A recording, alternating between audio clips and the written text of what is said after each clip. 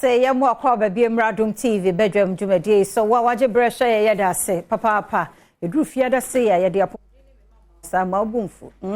we ko na we aba bia na ne ye e woni padua ni mo se ye wura weekend yi mu de obedidi anom anya careful be wi akiri bedru dwara na ada hotin but I also dwara oba with more vim ti se be ye na dwara nyam be kan ye ho no asori ahomodin muli na ba ye wadwumanti edru a ye bedi hu komo bia na watie ni ye ekro na atu ti amount mention na mafo secret ibia BC 56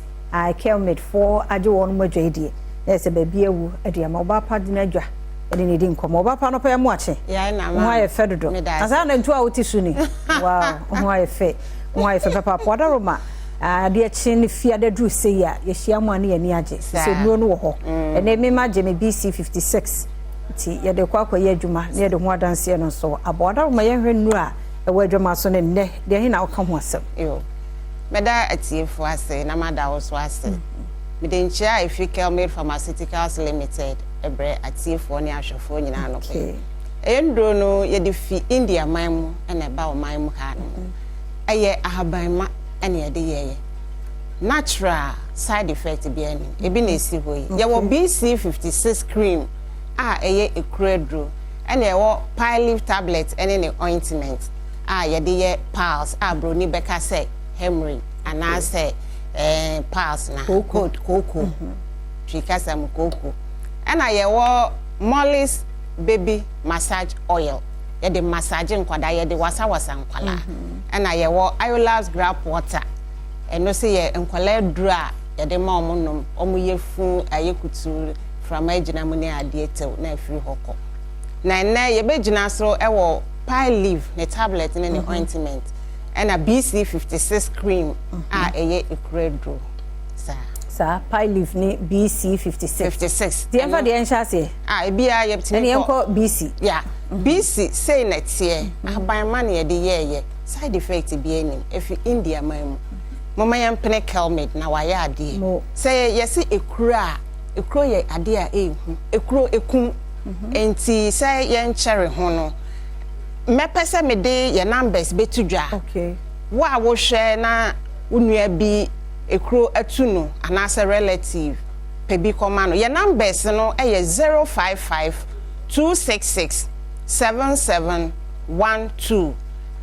059 855 3075 yeah ani o screen ase kwa mada o meduase nene nkomo aye die wo bibi kire wadwen wasemi yanka ofe omo mbejo so obo yentio yeah BC 56 na ye ka ho asem ni eni eye ekredro wanwaso a asem bia eni ho nye hia ne se okopa bi to a ekro no ba bia da biara no faye na ebetenete ekro ye kasa ekro ye okro aro mienu ye wo open wound ene ye wo close wound senia broni ebeka no no enti open no ho asem ene ye beka no ade ekro da ni no sa ekro no ebi ye den abrasion se bibi etwitwi ani na etwitwi burns bibi ashow second year chow modi etu anase why your operation surgical wounds na ekuku dam no ena ye chronic wounds anase slow healing wounds ekura adokoro wache obi frame me na no se kuro ni ye 1990 1990 na meme wo he sa enti BC ena okopeye ema enne BC aka na asemama no wadi na asemama no okay diabetic wounds asichire yare ebia na wonan na adondon ena paaye aye kuro kona kope BC 56 ekuro biara eda woni padua na kwa ba biara no kamida hu ye mobo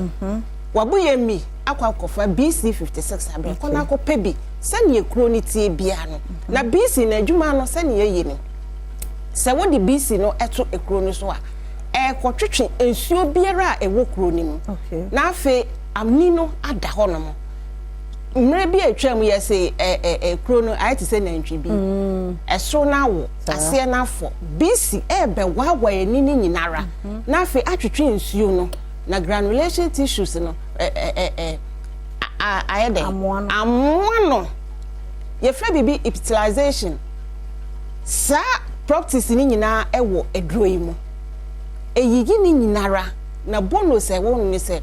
kro ne ewunu enya wetwa eno na ye anwanwade a BC a edronka ye na enya adwuma no entimi nye ye ne ye wo engine room ho atiefo ne ahwefo ye ka mo ntie ye a doctor fo ayusubi a nurse fo ayusubi mo ha na mo kura mo ayusubi mo nim se ne yetie enye akohwe anasa atro bi ne yedi akire obi ne aba ne ye ne yedi ho adanse BC 56 ye ekura dura FDA agiatum ya giatum wo man mu ha enye kura sabi edura ehye sumi ase ya giatum ti kwana akopɛ bi entwen ema emre no enu se ye kotwa wo nan se ekuro ye wa ne ho sunsanso edoso ye fra bibi septicemia infection of the bloodstream eye wa woti ho na wo bobrim obetimi atwa hwe obetimi akọ off afe na wo kope asem ama abusuafo entwen masamre no samre no ye de wo kodu hospital na enya afe ne yekohwe kuro no afe ne yekoka septicemia no ho asem shocks ne ade na wanya no ansa na kra na wani ba wo ho so ya beka kuro no asa samre no na ewe he a doctor fo ye nipa tsemoa a nurse fo ye nipa tsemoa enti entwen masamre no so ma ne nye emergency manenya normal one say ya OPD cases ni en show kona kope BC 56 cream ne fatu ukroso si efi ho ane ye copper leaf ointment ne tablet pass eye koko sa koko adro ne eno ane pile ne tablet ne ointment anopa ne anwumre no wafa ensuo ne yedonom any side effect bi an haba ma na ye de aye ade na won kope bi ento pass ye wa ehu obi say koko enya hwe eni adro na aba eno ane ne pile ointment ne tablet no kona kope bi se me kana ma kire mu a pass se eye wa wo rectum ho sebe wo to dro ben no ekuku a na apai epai a na abedi wo to bebia wo gya wanan no na apie obi se me kokobo apie ye be ye wo surgery enne sikasem ayedin eno na Kelmed akofa pile leaf ointment ne tablet aba kona kope bi se wo di cream no efa wo to no koko na se kokobo na apie na ebe mmoa no eno doni fre no pal max ebe mmoa no ye wo properties bi wo mu a eye inflammatory properties a eno no wo de kana na mmoa no afi moja bi etu wo bebi a woja wo nan yi wo to hono no ebe ye ne den ebe arrest hemorrhage no prekope na moja na twa eya wo ne discomfort biara na wo feel wo ni pedua ma na sa wo to kwan no tew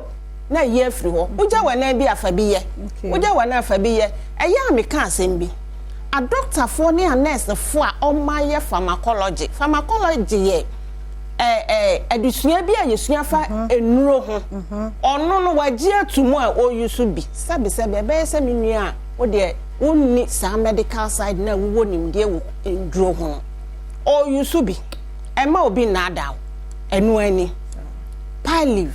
kona kope bi se netie se eye maame no mu na omo wo fie na omo ni phone na obetimi agogo ogugre wo enye dura ye de ahye sumi ase agi babia se ne obi beka no se wo koko a kona kope bi koko ya reness asebe enye awadru enti pebi na wo koko na adoko mfre bebre no na ye den na yi na afi ho na niema ye koko adru no edan so de bi ameka koko ni bi wo bi se ma no nru fie bebre ni enko wei osi koko a aye stubborn